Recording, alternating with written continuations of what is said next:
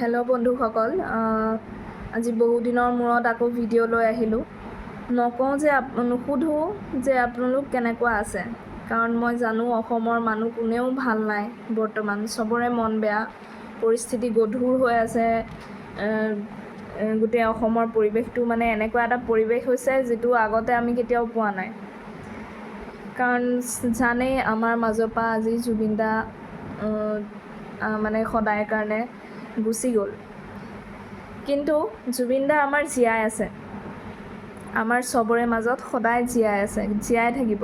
কেলৈ নিজীয়াব? কাৰণ ইমান যে গান দি থৈ গৈছে, হাজাৰ হাজাৰটা গান দি থৈ গৈছে আমাক, আৰু কি লাগে?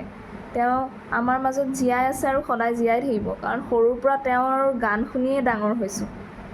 কিন্তু এটা কথা, মই আজিৰ ভিডিঅ'টো একচুৱেলি বনোৱাৰ এটা কাৰণ আছে। মই এই ৩-৪ দিন ধৰি যি পৰিৱেশ পাইছোঁ অসমৰ, মানে সেইটো মানে একচুৱেলি একচেপ্টেবল নহয়। মানে ইমান মন চন চবৰে, গোটেই যেন পৰিৱেশটোৱে মানে কেনেকুৱা হৈ গৈছে, এটা মৰি গৈছে যেন গোটেই পৰিৱেশটো, আৰু ভাল লগা নাই। সেইকাৰণে মই আজি বাধ্যত পৰি ভিডিঅ'টো বনাম বুলি ভাবিলোঁ।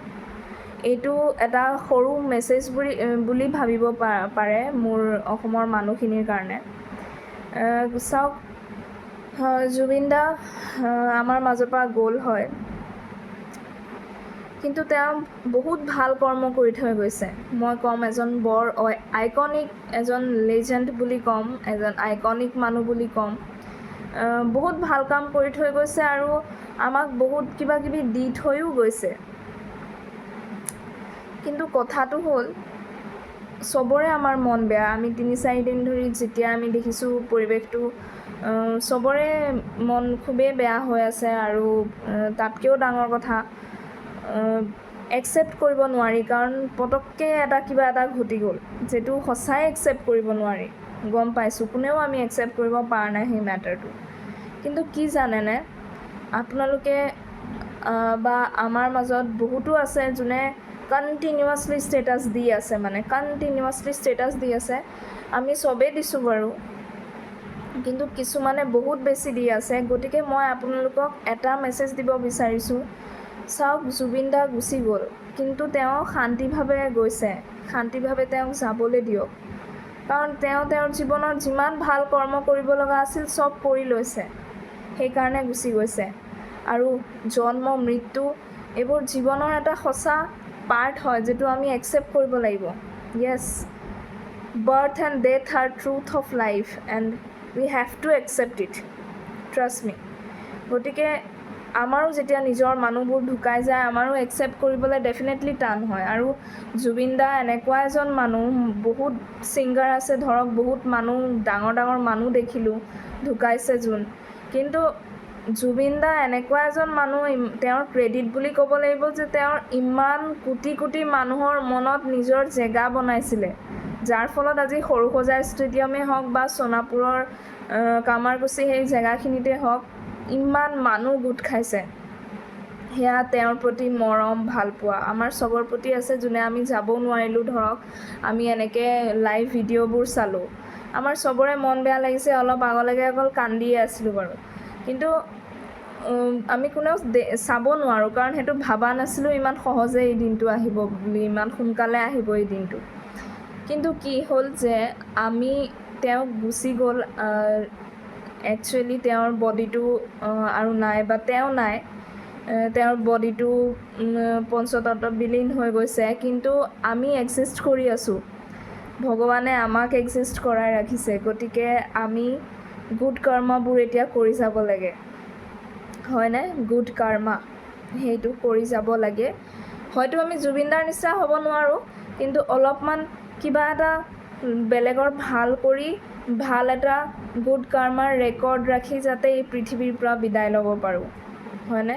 আৰু যদিও বা আমি কোনেও এই মেটাৰটো সহজে একচেপ্ট কৰিব পৰা নাই, কিন্তু আমি এই মেটাৰটোৰ পৰা মুভ অন হ'ব লাগিব। জুবিন দা কিন্তু ভালকেই গৈছে। জুবিন দা আমাৰ কাৰণে বহুত কিবা কিবি কৰি মেলি শান্তিত গৈছে, মানুহটোক শান্তিত যাবলৈ দিয়ক, আৰু ইমান মন চন বেয়া কৰি নাথাকিব।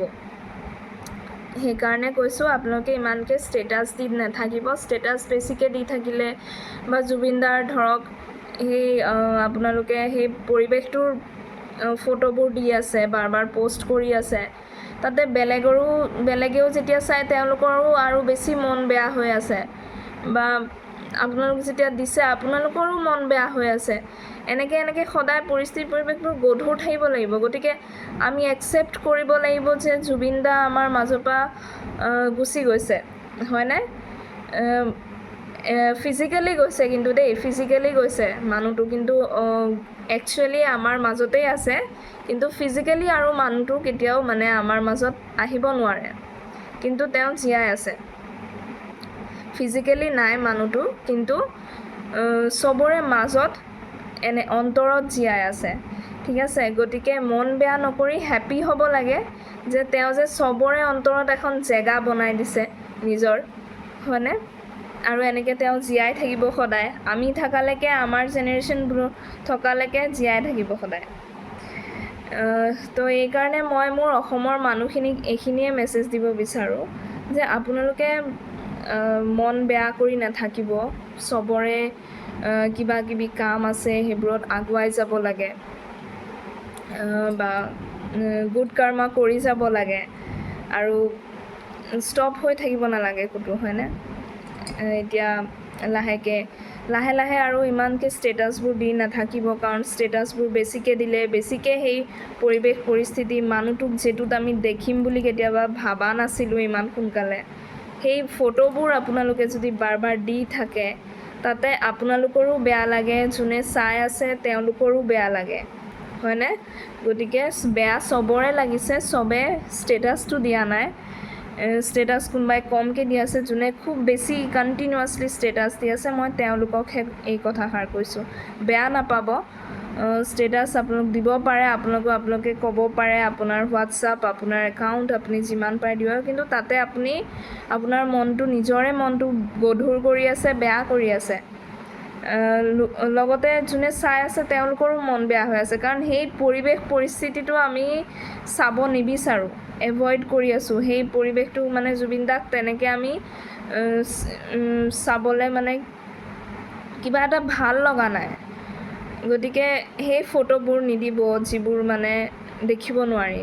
লাগিলে তেওঁৰ এটা গানকে ষ্টেটাছত দিয়ক, যিটো শুনি ভাল লাগে, কিন্তু তেওঁৰ সেইখন ফটো নিদিব যিটোত আমি দেখিবলৈ ৰেডি নাছিলোঁ, গম পাইছেনে? এয়াই ক'ম আৰু লাষ্টত এইখিনি ক'ম, জুবিনদা আমাৰ য'লৈকে গ'ল খুব শান্তিত গ'ল, আৰু এতিয়া য'ত আছে যেনেকৈ আছে আপোনালোকৰ আমাৰ ইমান মৰম পাইছে যে তেওঁ বহুত ভালকেই গৈছে, মই ক'ব পাৰোঁ। আৰু এতিয়া তেওঁ শান্তিত আছে, তেওঁৰ আত্মাও শান্তি পাইছে। গতিকে তেওঁক শান্তিপূৰ্ণভাৱে মুক্তি পাবলৈ দিয়ক সকলোৱে, আৰু আপোনালোকেও সকলোৱে ভালে থাকক, সুস্থ থাকক, নিজৰ জীৱনত ভাল কৰ্ম কৰি আগুৱাই যাওক, এয়াই ক'ম। জয় জুবিনদা, জয় আই অসম, ওম নমঃ শিৱায়। ধন্যবাদ।